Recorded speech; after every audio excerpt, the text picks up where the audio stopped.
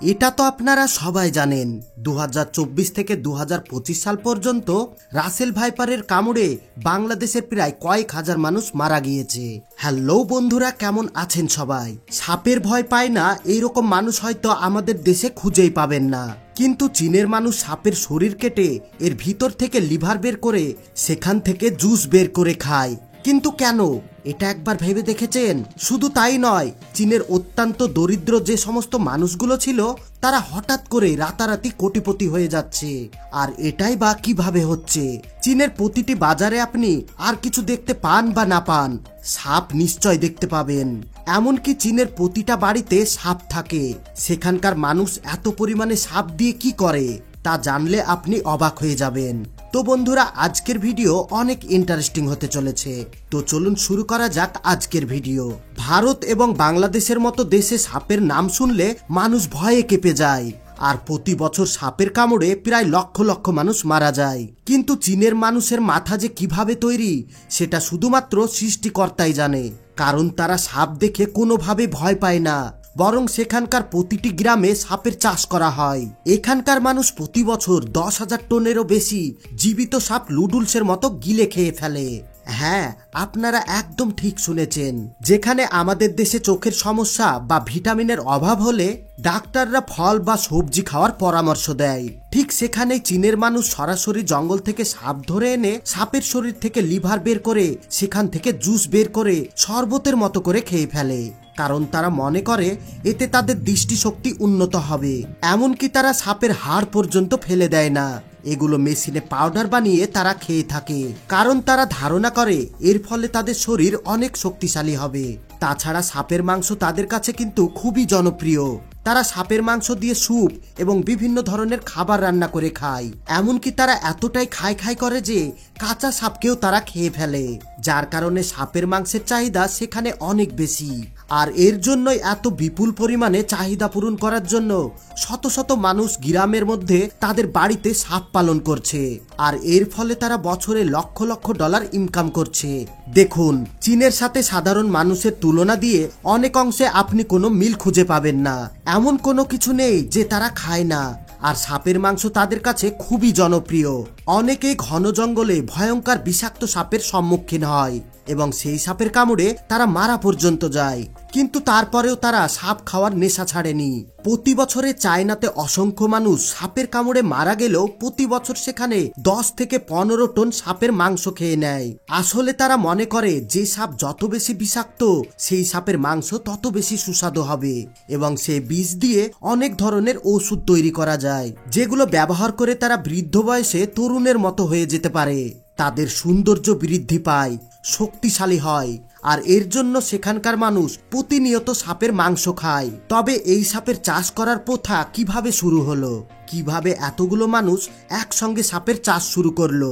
তো বহুদিন আগে এক সময় বহু মানুষ সাপের শিকার করার জন্য বেরিয়ে যেত। তবে এটা যেহেতু অনেক বিপজ্জনক ছিল, তাই তারা এক পর্যায়ে চিন্তা করে, হাঁস মুরগির মতো করে যদি আমরা সাপের চাষ করি তাহলে কেমন হয়। এরপর থেকে শুরু হয় সিনেক ফার্মিং ব্যবসা। চীনের জং নামক একটি গ্রাম রয়েছে, যেখানে থাকা 116টি পরিবার প্রতি বছর প্রায় 3 মিলিয়ন সাপ চীনে ছড়িয়ে দিচ্ছে। এগুলো চীনের বিভিন্ন মাংসের বাজারে পাওয়া যায়, আর সেই বাজারে জীবন্ত সাপগুলো ফনা তুলে থাকে, যা দেখতে খুবই ভয়ঙ্কর এবং গা হিম করে দেওয়ার মতো। কিন্তু চীনের মানুষ এগুলো দেখে খাবার লোভ সামলাতে পারে না। তবে প্রথমে সাপগুলোর মধ্যে যেগুলো অত্যন্ত বিষাক্ত সেগুলোর বিষ অনেক মেডিসিন কোম্পানি নিয়ে নেয়। অ্যালোপ্যাথি ওষুধ তৈরি করাতে সাপের বিষের গুরুত্ব অনেকটাই বেশি, আর এগুলোর সাহায্যে চীন বিলিয়ন বিলিয়ন ডলার আয় করে থাকে। হ্যাঁ, আপনি একদম ঠিক শুনেছেন যে বিষাক্ত সাপ মাত্র এক কামড়ে মানুষ, এমনকি বিশাল বড় হাতিকেও কয়েক মিনিটের মধ্যে মেরে ফেলতে পারে। সেই একই বিষ থেকে এমন ওষুধ তৈরি করা হয় যা দিয়ে মানুষের জীবন বাঁচানো সম্ভব। এই বিষের মধ্যে এমন কিছু উপাদান থাকে যেগুলো কাজে লাগিয়ে বৈজ্ঞানিকরা অনেক গুরুত্বপূর্ণ ওষুধ তৈরি করতে পারে। এদের বিষের মধ্যে সবচেয়ে গুরুত্বপূর্ণ উপাদান হলো অ্যান্টিকোয়াগুলেন্ট। এগুলো এমন একটি উপাদান যার সাহায্যে সাপের কামড়ে জমে যাওয়া রক্তকে পাতলা করার ক্ষমতা রাখে। একটি বিষাক্ত সাপ যখন মানুষকে কামড়ায় তখন সাপের বিষ মানুষের শরীরের রক্ত জমিয়ে দেয়। এর ফলে রক্ত সঞ্চালন বন্ধ হয়ে যায় এবং মানুষ মারা যায়। কিন্তু সাপের বিষ থেকে বিষাক্ত প্রতিষেধক ওষুধ তৈরি করা হয়।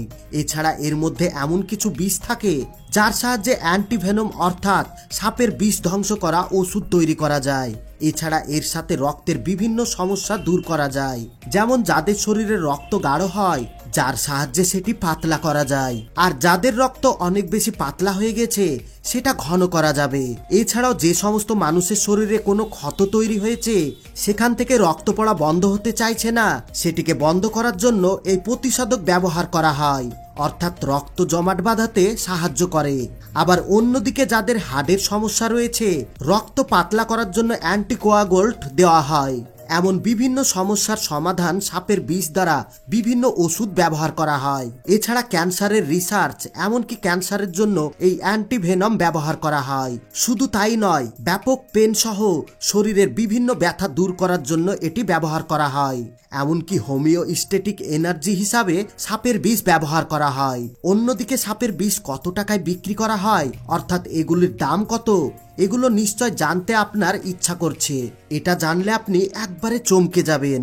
পৃথিবীতে অনেক বিষাক্ত সাপ রয়েছে, যেমন কিং কোবরা, ব্ল্যাক মাম্বা, যাদের মাত্র 1 গ্রাম বিষের দাম 5 লক্ষ থেকে শুরু হয়। এছাড়া সাপের আরো বিভিন্ন প্রজাতি রয়েছে, সেই প্রজাতি এবং তাদের ভেনম কতটা বিষাক্ত তার উপর নির্ভর করে। প্রয়োজন অনুযায়ী বিভিন্ন সাপের বিষ প্রতি গ্রাম $5,000 অর্থাৎ 5 লক্ষ টাকা করে বিক্রি করা হয়। আর এইভাবে বিষাক্ত বিষ বিক্রি করে চীনের মানুষ প্রতি বছর লক্ষ লক্ষ ডলার আয় করে চলে আসছে। তাই চীনের বিভিন্ন গ্রামে যারা সাপের ফার্মিং করছে অর্থাৎ সাপ পালন করছে তারা শুধুমাত্র সাপের বিষ বিক্রি করে প্রতি বছর কোটি কোটি টাকা আয় করছে। এই সমস্ত সাপের বিষ সংগ্রহ করার পর বিষমুক্ত সাপ সরাসরি চীনের বিভিন্ন মিট মার্কেটে পাঠানো হয়। সেখান থেকে মানুষ শুধুমাত্র তাদের মাংস কিনে খাচ্ছে তাই নয়, বরং ফ্যাশন ইন্ডাস্ট্রি অনেক লাভবান হচ্ছে। কিন্তু কিভাবে?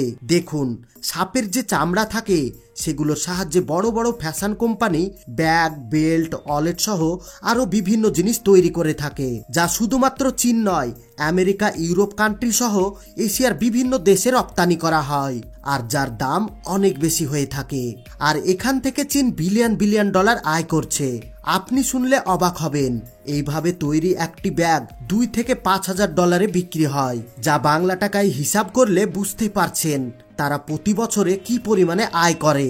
তাই এই সাপের চামড়া প্রথমে আলাদা করে ফ্যাশন ইন্ডাস্ট্রিতে বিক্রি করা হয়, আর মাংসগুলো মিট মার্কেটে বিক্রি করে দেওয়া হয়। চীনের মানুষ কাচের বোতলের মধ্যে এই ধরনের বিশেষ লিকুইডের সাহায্যে সাপ ভিজিয়ে রাখে, আর পরে সেই পানি পান করে তারা মনে করে এতে করে তারা অনেক শক্তিশালী হতে পারবে, যার কারণে চীনে সাপের ব্যবসা প্রচুর পরিমাণে লাভজনক। তবে আপনি যদি মনে করেন যে এই সাপ পালন করা অতটা সহজ, তাহলে কিন্তু না। এটির জন্য বিশেষভাবে সাপের কোর্স তৈরি করতে হয়। এর জন্য ইট, কাঠ, লোহা ইত্যাদি ব্যবহার করা হয়, যার সাহায্যে সাপ রাখার জন্য উপযুক্ত জায়গা তৈরি করা হয়। কারণ এখানে একটু ভুল মানে বুঝতেই পারছেন, হাজার হাজার বিষাক্ত সাপ সেখানকার কর্মী ও মালিক সহ সবাইকে খুব ভয়ঙ্কর ভাবে কামড়ে মেরে ফেলতে পারে। সাপকে কিন্তু পোষ মানানো যায় না, আর যেহেতু তারা জঙ্গলি প্রাণী, তাদের সাথে কোনো প্রকার ঝুঁকি নিতে চায় না কেউ। সাপের ডিম থেকে বাচ্চা ফোটানোর জন্য প্রায় 70 থেকে 75 দিন সময় লাগে, আর এই সময়ে 25 থেকে 30% আর্দ্রতা বজায় রাখতে হয়। এই রকম বিভিন্ন বিষয় মেনটেন করে রাখা খুবই কঠিন হয়ে পড়ে। এছাড়া গরমের সময় সেখানকার আবহাওয়া ঠান্ডা রাখতে হয়, আর ঠান্ডার সময় গরম রাখতে হয়, কারণ সাপ ঠান্ডা রক্তের প্রাণী এবং তারা গরমে থাকতে ভালোবাসে। একটি ফিমেল সাপ প্রায় 12 থেকে 30টি ডিম পাড়তে পারে। চীনের একটি শহর ওয়াংজিং, সেখানে প্রচুর পরিমাণে এরকম মানুষ রয়েছে যারা সাপ খেতে অনেক পছন্দ করে। তারা সাপের গিলি স্যুপ বারবিকিউ করে খায়, এছাড়া আরো বিভিন্ন ভাবে সাপ খায়।